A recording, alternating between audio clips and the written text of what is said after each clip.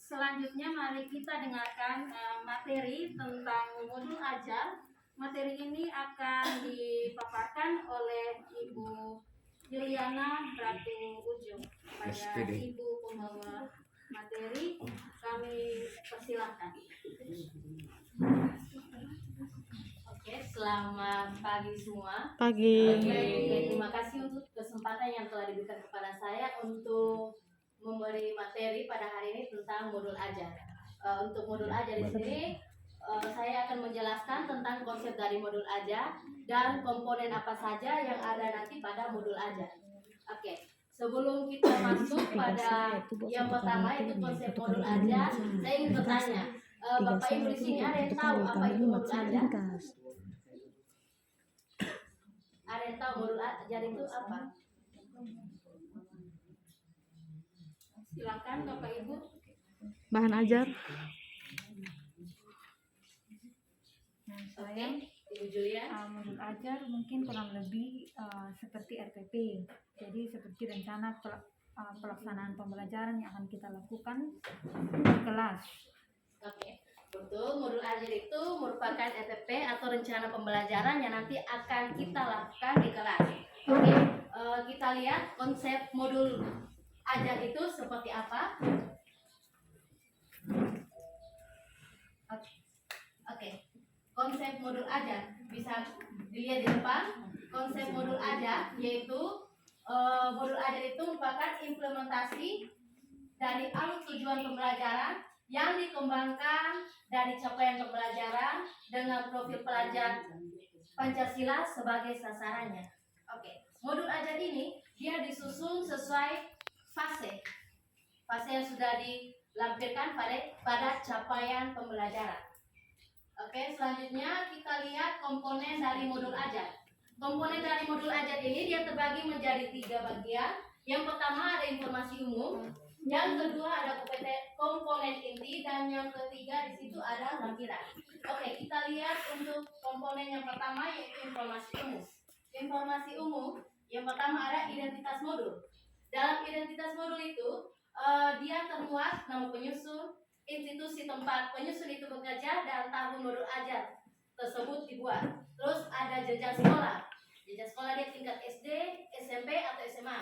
Terus ada kelas dan alokasi waktu. Alokasi waktu itu disesuaikan dengan jam pelajaran yang dirancang oleh masing-masing institusi tempat penyusun itu bekerja. Terus yang kedua, kompetensi awal. Kompetensi awal di sini dia merupakan pengetahuan dan atau keterampilan yang perlu dimiliki oleh siswa sebelum mempelajari topik.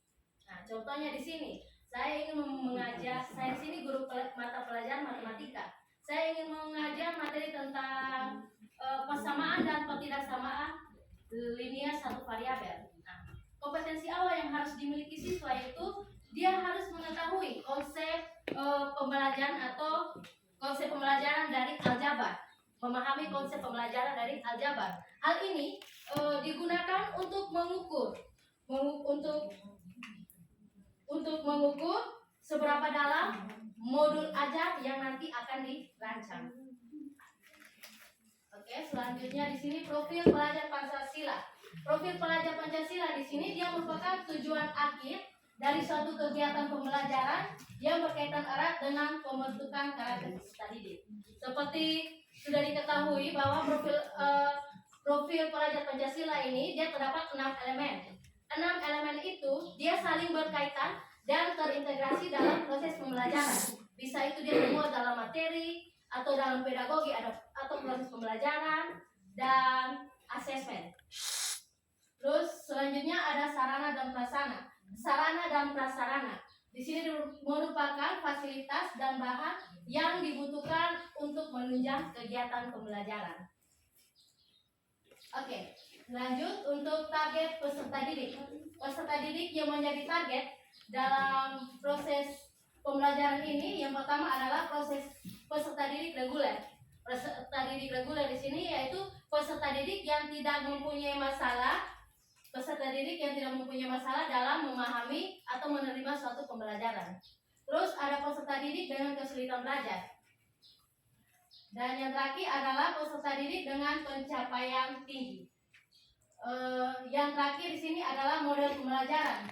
Model pembelajaran di sini adalah kerangka pembelajaran yang memberikan gambaran sistematis tentang pelaksanaan pembelajaran. Jadi model pembelajaran di sini yang bisa digunakan bisa saja model pembelajaran tatap muka, PJJ luring, PJJ daring, atau perpaduan antara PPJ luring dan PPJ daring, atau biasa disebut dengan blended learning.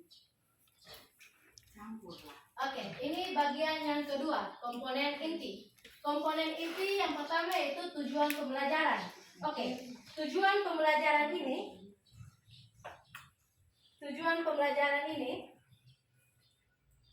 di situ untuk mencerminkan hal-hal penting dari pembelajaran. Dan pembelajaran yang nanti dibuat, dia harus disesuaikan dengan keberagaman atau karakteristik dari siswa atau peserta didik tersebut. Yang kedua, pemahaman bermakna. Pemahaman bermakna di sini adalah informasi atau manfaat yang akan peserta didik peroleh setelah dia mempelajari materi yang diberikan di kelas. Terus yang ketiga, ada pertanyaan pemantik. Pertanyaan pemantik di sini dibuat oleh guru untuk menumbuhkan rasa keingintahuan peserta didik tersebut. Kita guru misalkan di kelas kita ingin mengajar materi, masih materi seperti tadi sistem persamaan linear satu variabel. Sebelum memulai materi tersebut, guru memberikan suatu masalah yang berkaitan dengan masalah sehari-hari, yang berkaitan dengan materi tersebut, sehingga bisa memancing keingintahuan dari peserta didik. Terus yang keempat ada kegiatan pembelajaran. Kegiatan pembelajaran ini merupakan urutan kegiatan pembelajaran dalam bentuk langkah-langkah kegiatan. Langkah-langkah kegiatan yang sudah kita ketahui yang terlampir dalam FDP. Dan yang kelima, asesmen. Oke, asesmen ini digunakan untuk mengukur capaian pembelajaran di akhir kegiatan. Asesmen dia terbagi ada 3 bagian ya. Ada asesmen yang dilakukan di awal atau asesmen diagnostik, asesmen yang dilakukan pada saat proses pembelajaran atau formatif, dan asesmen sumatif yang dilakukan pada akhir pembelajaran. Yang keenam ada pengayaan dan remedial, dan yang terakhir di situ ada refleksi. Refleksi untuk peserta didik dan juga guru. Kira-kira dalam proses pembelajaran itu apakah ada hambatan atau model pembelajaran yang dikasih bagaimana, apakah mengalami kesulitan atau tidak. Oke. Terus di sini adalah komponen yang ketiga yaitu lampiran. Lampiran ini yang pertama ada lembar kerja peserta didik, LKPD. Terus yang kedua ada bahan bacaan guru atau peserta didik. Dan yang ketiga glosarium, dan yang terakhir adalah daftar pustaka. Demikian presentasi dari saya tentang modul ajar. Selanjutnya saya kembalikan kepada moderator. Baik, mari kita beri tepuk tangan untuk Yuli yang telah memaparkan materinya dengan sangat baik. Selanjutnya saya beri kesempatan kepada Bapak Ibu guru sekalian yang ingin menambahkan sesuatu tentang materi yang telah disajikan oleh Ibu Juliana. Saya persilakan. Baik, kepada Ibu Medi, saya persilakan. Terima kasih. Setelah saya mengikuti pemaparan dari Ibu Yuli, memang benar-benar ini memenuhi prinsip pembuatan modul ajar, menarik dan menantang. Mari kita lihat foto yang terakhir, ini memang sangat menantang. Itu saja dari saya. Baik, sekian pemaparan materi untuk hari ini. Terima kasih, selamat siang. Selamat siang. Jangan lupa sekali lagi.